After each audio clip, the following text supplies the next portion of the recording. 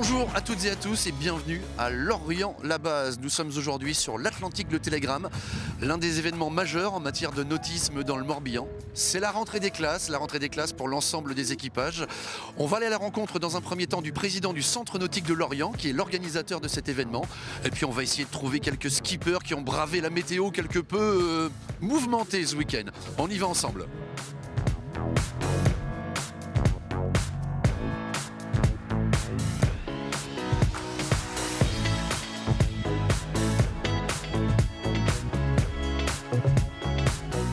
Voilà donc en compagnie de Patrick Frasquel, président du Centre Nautique de Lorient, organisateur de cet événement, 19e édition. Et compétiteur. Et compétiteur aussi, ouais, c'est important, ouais.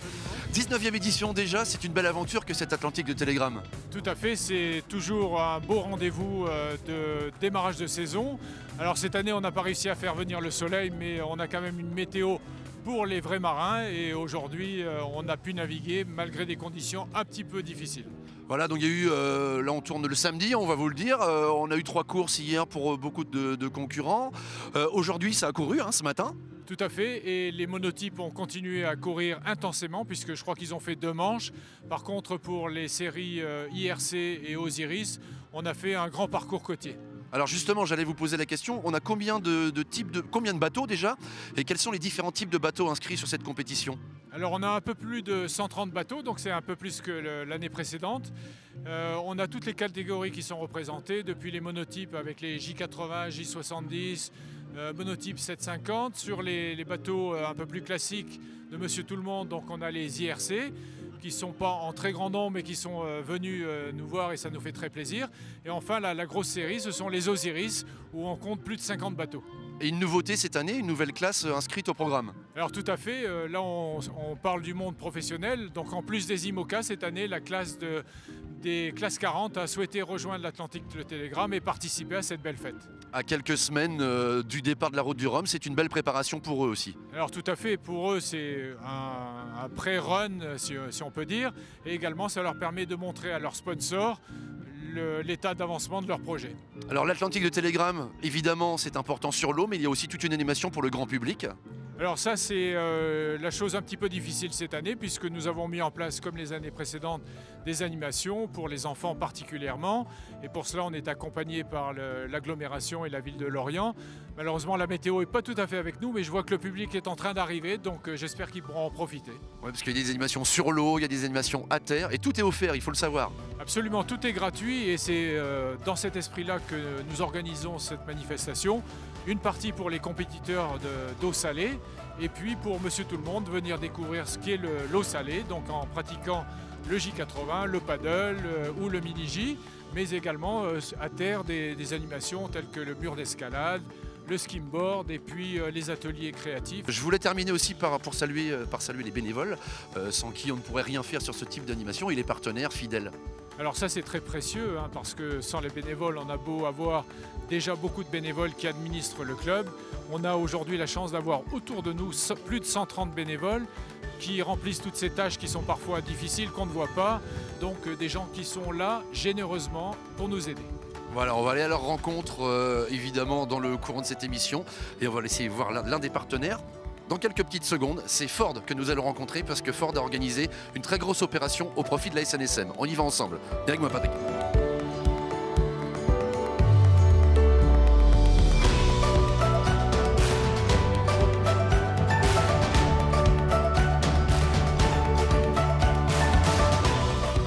Voilà donc avec l'un des partenaires majeurs et fidèles de l'Atlantique de Télégramme, Ludovic de Fombelle. Vous êtes le directeur de la concession Ford à Lorient et, je le disais il y a quelques secondes, vous avez organisé une magnifique opération au profit de la SNSM. C'est ça, on a voulu cette année faire quelque chose d'un peu spécial. Au-delà de notre exposition, on est là pendant les 3 jours, une journée seulement aujourd'hui. En fait, on fait une campagne où chaque essai qui est réalisé d'un véhicule, on reverse 20 € à la SNSM. C'est gratuit pour les participants et pour nous, c'est une belle opération de communication plutôt que d'utiliser les médias traditionnels. On fait de la notoriété et pour une cause qui est utile au bord de la mer, surtout que cette météo. Les sauveteurs en mer, c'est aussi les sauveteurs sur les plages, donc ça concerne tout le monde. Et on espère récolter sur la journée 6 000 €, c'est-à-dire avec 300 essais. Voilà, et on a passé la barre des 100 au moment où on tourne et donc ça continue. Donc on espère atteindre 6 000 € de recettes pour la SNSM. Bravo à vous. On va rappeler l'adresse de la concession tant qu'à faire. Bah alors nous, on est un groupe familial. On est situé donc Ford à Lanester, à Quimperlé, et on a une carrosserie des Arts dans l'Orient. Voilà, merci beaucoup Ludovic et puis bravo à Ford pour cette belle initiative au profit de la SNSM. On continue notre balade et cette fois on va en bateau à la rencontre de ceux qui viennent de rentrer de la régate.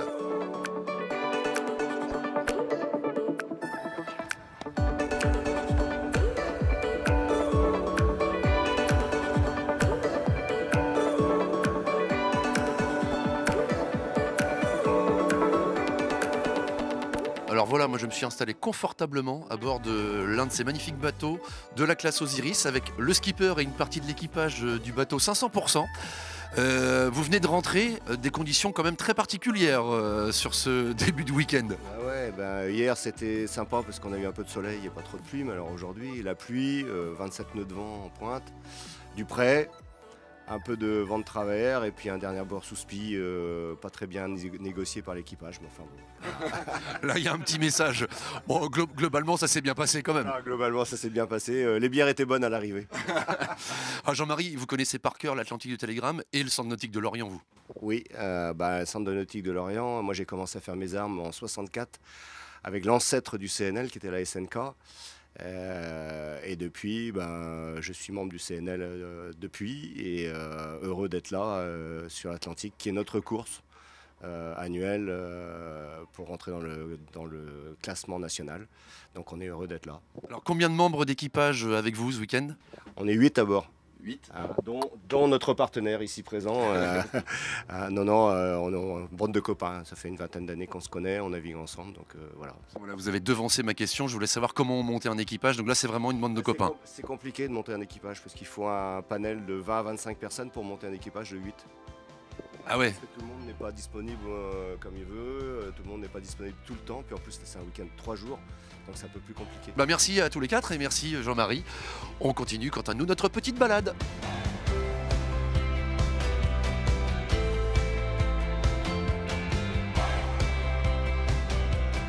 Voilà, je voulais terminer cette émission puisque en marge de l'Atlantique de Télégramme chaque année, il y a aussi le défi Azimut. Très très belle compétition cette année qui a réuni 15 des skippers qui vont prendre le départ de la route du Rhum destination Guadeloupe en classe IMOCA. C'est l'un des avantages aussi de Lorient-la-Base, il faut le savoir. Mesdames et messieurs, vous venez à Lorient, vous venez à la rencontre des skippers professionnels. Donc que vous soyez amateur ou professionnel, vous l'avez compris, on vous donne rendez-vous l'année prochaine pour les 20 ans de l'Atlantique, le Télégramme. Et en même temps, il y aura la 9e édition du défi Azimut. Je vous dis à très bientôt pour de nouvelles aventures, au bord de l'eau ou à bord d'un bateau. Kenavo! Salut à tous, on est à Ploërmel et aujourd'hui il pleut, alors quitte à être mouillé, autant l'être jusqu'au bout. Derrière moi c'est la piscine de Ploërmel.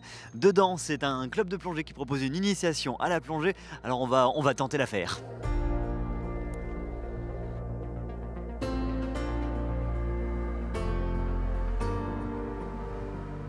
Alors le club qui organise ces baptêmes s'appelle l'Atlantis Club Ploërmel et ça commence ici. Bonjour Catherine. Bonjour. C'est ici qu'on vient découvrir et pourquoi pas s'inscrire à l'association, c'est ça? C'est tout à fait ça, oui. Comment ça se passe? D'abord, on vous propose aujourd'hui de faire un baptême de plongée dans le cadre de la fête des sports sous-marins qui a lieu aujourd'hui, organisée par la fédération. Et si ça vous plaît ou pas, vous pouvez continuer et revenir demain, premier jour d'inscription. C'est une association donc gérée par des bénévoles. L'idée c'est de participer à un projet sympa et de découvrir la plongée avec vous, c'est un peu ça le concept. Voilà, tout à fait. Ok. Donc là on peut s'inscrire ou pas? Oui. D'accord. Inscrivez-moi, on y va.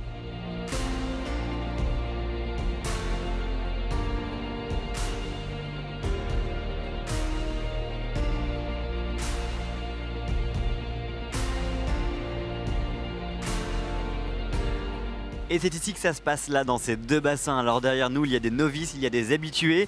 Ici, on apprivoise le matériel, on découvre les bouteilles. Et puis dans l'autre grand bassin, on s'amuse un peu, on se balade. Mais dans tous les cas, tout passe par Jocelyne. C'est la dame qui est assise et qui prend des notes, on va voir. Bonjour Jocelyne. Bonjour. Alors quand on veut plonger ici dans les bassins, tout passe par vous, vous prenez des notes, vous contrôlez un peu tout ce qui se passe. Quel est votre rôle exactement? Moi, je prends les inscriptions des gens qui veulent faire les baptêmes. Ouais. Et donc, je leur demande leur âge, puisqu'ils sont mineurs, il faut avoir l'autorisation des parents pour pouvoir plonger. Et puis, il y a tout ce qui est contre-indication à la plongée aussi, qui est à demander aux gens. Ouais, j'imagine qu'on plonge pas n'importe comment en fait. Non, du tout. Il faut respecter quoi justement? Il faut respecter un certain nombre de normes, tout ce qui est cardio, tout ce qui est ophtalmo, tout ce qui est pneumologie, enfin il y a plein de contre-indications à la plongée, et donc il faut rentrer dans les cases quand même. Hein. Bon, une fois qu'on a contrôlé tout ça, on y va, on plonge. J'imagine qu'aujourd'hui c'est pas des plongées de 4 heures. Ah non, c'est un baptême de plongée dure environ une vingtaine de minutes, donc les moniteurs prennent en charge dans le petit bain, vont dans le grand bain si tout va bien, et donc en 20 minutes les gens ont le temps de voir ce qu'est la plongée. Et puis alors une fois qu'on a plongé, on a le droit à ça, les petits certificats, les petits diplômes. Puis si on préfère les dauphins, il y en a un autre, parce que moi je vais être honnête, je préfère les dauphins. Voilà, il y a celui-ci. J'imagine que les gamins sont plutôt contents. Voilà, tout à fait. Ils sont ravis de cette expérience en général, quoi. Hein. L'idée c'est aussi de créer des inscriptions, de faire venir du monde dans l'association, puisque c'est une association aussi. L'idée, oui, première est celle-là, et puis de montrer que la plongée est accessible à tout le monde. Hein. Tout le monde peut faire de la plongée, c'est un sport ouvert, quoi. Hein. Voilà. Bon, en tout cas, merci beaucoup Jocelyne, et nous on va se rapprocher des bassins.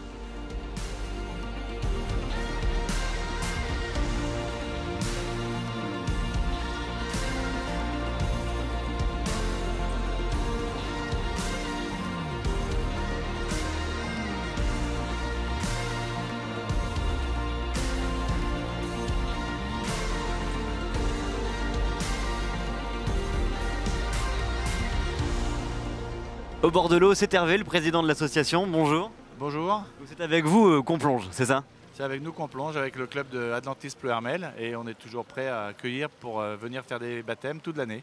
Alors vous êtes dans l'eau, vous êtes équipé, je vois les palmes, la combi, la bouteille. Et quelqu'un d'autre avec moi parce qu'on ne plonge jamais tout seul. Alors justement, à côté de vous, c'est un futur baptisé, c'est ça? Oui. Bonjour. Bonjour. Qu'est-ce qui vous tente, vous, dans la plongée? Qu'est-ce qui vous a plu et pourquoi vous êtes venu ici? Déjà, c'est pour essayer tout simplement et puis voir pour peut-être plonger plus tard. Vous êtes déjà allé sous l'eau? Oui, un petit peu en apnée, mais vraiment pas grand-chose. Donc, je vous souhaite un bon courage en tout cas. Hervé, ça se passe comment quand on veut essayer, quand on veut faire un baptême de plongée comme aujourd'hui? Quand on veut essayer faire un baptême de plongée, ce qu'il faut faire, c'est déjà nous téléphoner pour savoir quand est-ce que c'est possible. Donc pour nous, c'est le lundi soir. Et après, on s'occupe de tout. Il suffit d'avoir son maillot de bain. Et on prend en charge la personne à partir du moment qu'il est sur le bord du bassin. On va lui montrer le matériel, savoir à quoi sert telle pièce par rapport à telle pièce, et on va l'emmener dans l'eau pour qu'il prenne un peu de plaisir, donner juste l'envie de plonger après à la suite. Alors là concrètement, vous en êtes à quelle étape vous là? Là donc on va lui montrer le matériel, donc ce qu'il va utiliser pour respirer sous l'eau, le détendeur, et savoir s'il a de l'air, il aura le manomètre. C'est important de savoir si on a de l'air. Voilà. C'est le plus important, c'est savoir utiliser pour respirer dans l'eau et le manomètre pour savoir s'il reste de l'air pour continuer à la plongée. C'est un peu lourd tout ça, non? Ça pèse son poids, quoi. Ça pèse à peu près entre 15 et 20 kg selon le matériel. Mais dans l'eau, en fait, ça fait 0. Parce que ce qui est autour, là, c'est une bouée. Et la bouée va permettre de compenser le poids. Donc on va la gonfler. Plus on va descendre, plus on va gonfler pour compenser la pression de l'eau. Donc même quand on n'a pas de muscles, comment on peut plonger, quoi? On peut plonger, un enfant à partir de 8 ans peut plonger parce que la bouteille la stave va compenser le poids. Vous avez combien d'adhérents, vous, là, dans l'association? Cette année, on était à 57 et normalement, on tourne entre 55 et 70. D'accord. Et l'intérêt de ces rendez-vous comme celui-ci aujourd'hui, c'est de fédérer un peu autour de l'association, de venir attirer d'autres publics, quoi. L'intérêt des baptêmes, c'est de donner envie aux gens de faire de la plongée et d'avoir des nouveaux adhérents pour l'année prochaine, pour cette année surtout, et continuer un petit peu à avoir de la nouveauté parce que les gens déménagent, les gens font autre chose comme activité, donc il est important de renouveler le club. Il y a du monde derrière nous là, non? On est content cette année parce que je pense qu'il y a une trentaine de baptisés à faire cette saison, donc c'est bien. Okay. Bon, je vais vous laisser équiper Eric, c'est ça? Merci, on va équiper Eric et on va aller dans l'eau.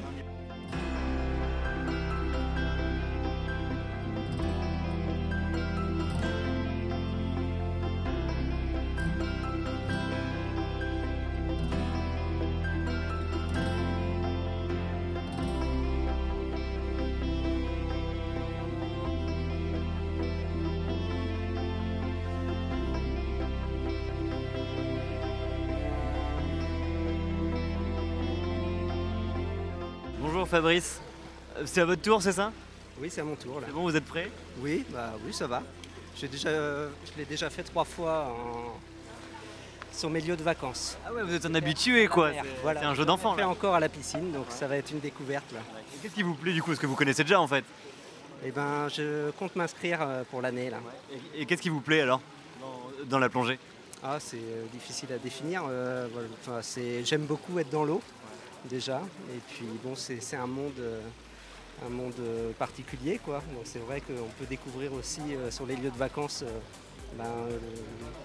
la flore, voilà, les poissons, tout ça. Donc ça m'intéresse pour mes futures vacances aussi. Bon, là il n'y a pas beaucoup de poissons, mais je vous laisse découvrir les carreaux de la piscine quoi. Voilà.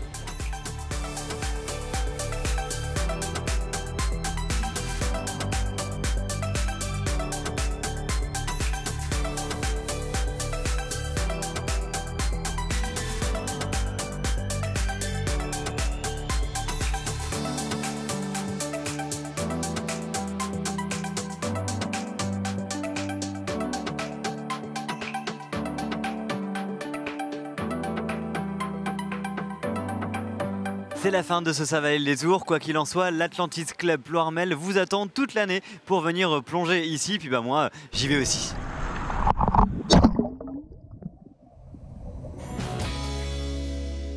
Bonjour, eh bien non, je ne me prélasse pas dans un jardin exotique. Ça valait le détour s'invite aujourd'hui à la 5e édition du salon Blavet Expo dans cette magnifique halle de Locastel. Salon de l'habitat, mais pas que.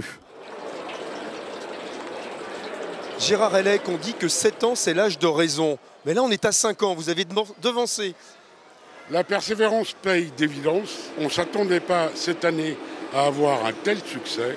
Effectivement, l'âge de raison est un peu anticipé. Alors cette année, vous avez combien d'exposants? Cette année, on frôle la 60aine. On a eu le plaisir cette année d'avoir de nouveaux exposants, notamment dans la jardinerie, qui attire quand même le public que nous souhaitons viser. Et puis une petite touche d'exotisme avec des danses de charmantes jeunes filles. Avec des danses tahitiennes qui ont plu, me semble-t-il, et qui va se poursuivre aujourd'hui et demain avec un défilé de mode africaine qui est aussi nouveau, il faut bien l'avouer, sur un Zazak de Christ.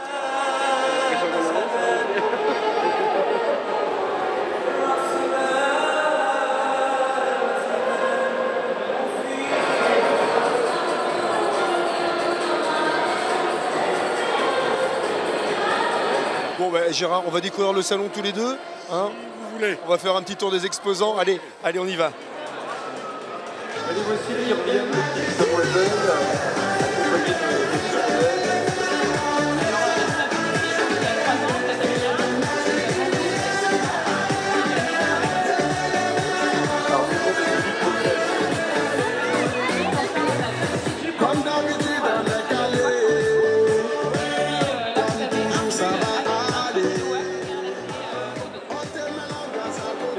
En fait, on peut pas se reposer tranquille sur le salon.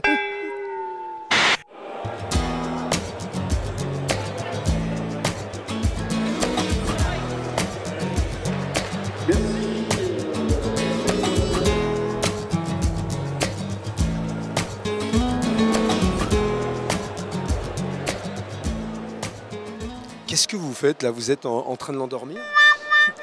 Non, je le stimule sur des points d'acupuncture, puisque c'est du shiatsu, pour justement lui donner la pêche, le détendre et détendre les muscles. Et voilà. En général, c'est utilisé sur des lieux de travail. Ponctuellement, ça dure 20 minutes pour donner le peps à la personne qui est souvent au bureau, voilà, pour lui permettre de... Je les embête pas plus.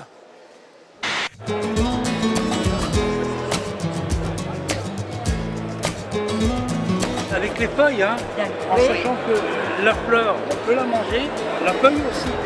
Ah bon, ouais. On la fait cuire, ça peut remplacer des épinaires. Mais dites-moi, j'ai retrouvé mon jardinier préféré, mais vous êtes venu avec votre fan club, Jean-Pierre? Oui, tout à fait.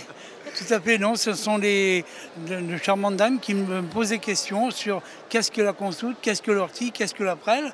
Ben, les trois réunis ensemble, ça peut remplacer la bouillie bordelaise qui, malgré tout, c'est un produit qu'on peut employer en jardin, mais ce produit, il est quand même toxique plus ou moins, puisque sa matière active qui est dedans, c'est du cuivre, et que le cuivre rend le sol stérile, puisque ça tue les champignons, ça tue les vers de terre et ça tue les bactéries. Alors ici sur le salon, vous êtes venu pour faire aussi des conférences. Oui, tout à fait. Donc cet après-midi, je présentais une conférence sur la pharmacie du jardinier. Donc les plantes qui soignent les plantes. J'ai 4 plantes qui me servent dans mon jardin: l'ortie, la prêle, la consoude et puis la rhubarbe.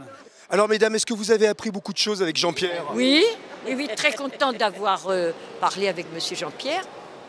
Odette, qu'on le connaît tellement, il est de chez nous. Voilà. Et nous avons appris ce que c'était que la consoude. Alors vous voyez, donc on continue encore à s'informer sur justement la nature. Oh bah très bien, écoutez, je vous laisse en consultation avec le maître du jardin. Alors qu'il en a dans son jardin, alors que nous on ne connaissait pas. Alors cette année sur le salon, on vous l'a dit, c'est un peu plus de 50 exposants et des nouveaux exposants comme Jérémy. Bonjour. Bonjour. Alors, quelle est votre activité? Je suis agenceur, menuiserie générale.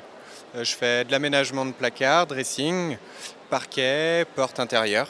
Alors qu'est-ce que vous venez chercher sur un tel salon? Donner une image de l'entreprise, montrer qui je suis et pourquoi je suis là. Vous êtes une toute jeune entreprise. Oui, tout à fait. Je viens de la créer et j'espère persister dans le métier. Et en plus, vous êtes du cru, vous êtes local, parce que vous êtes d'Hennebon. Oui, c'est ça, tout à fait. Quelles sont les tendances en ce moment en matière d'aménagement? On est beaucoup sur de la demande de verrières, tout ce qui va être imitation atelier, après de la porte coulissante aussi avec rail apparent. C'est une bonne demande en ce moment. On a vraiment l'impression que c'est vraiment dans l'air du temps comme cette halle de Locastel. C'est ça, tout à fait. On revient à l'époque ancienne, entre guillemets, et redonner du cachet à sa maison. C'est ce que les gens veulent maintenant. Je vous souhaite un bon salon. Oui, merci. Bonnes affaires surtout.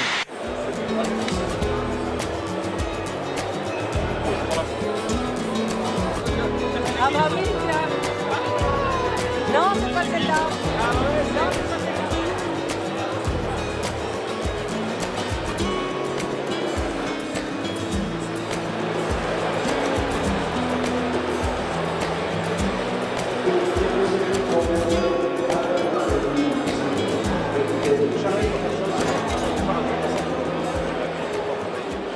Bonjour Kevin Legal, vous êtes le dynamique président de l'US Montagnarde. Alors pourquoi faire un salon? Pourquoi faire un salon? En fait, c'est venu de partenaires du club qui sont artisans dans le bâtiment et qui nous ont donné cette idée. On a trouvé ça intéressant. On a la salle qui s'y prête à Zinzac-le-Christ. Et puis pourquoi? Pour gagner de l'argent, pour faire vivre le club. Donc 500 licenciés, 36 équipes, donc automatiquement ça engage des frais de transport, des frais d'éducateurs, des frais d'équipement. Donc on n'est pas une grande zone industrielle avec des usines et des entreprises qui peuvent nous aider. Donc on trouve des moyens de financer nos projets. Et de diversifier vos activités, en tout cas un salon qui se porte bien, comme le club. Oui, tout à fait. Donc le salon se porte bien parce que cette année c'est complet. Donc on a démarré il y a 5 ans, on était avec 15 exposants. Cette année on en a presque 50. Donc c'est un succès. On a beaucoup d'idées pour les années à venir. Donc le club s'y retrouve. Les artisans jusqu'à présent s'y sont toujours retrouvés. Et c'est pour ça qu'ils nous sont fidèles depuis 5 ans. Donc voilà. On continue, rendez-vous l'année prochaine. Rendez-vous l'année prochaine.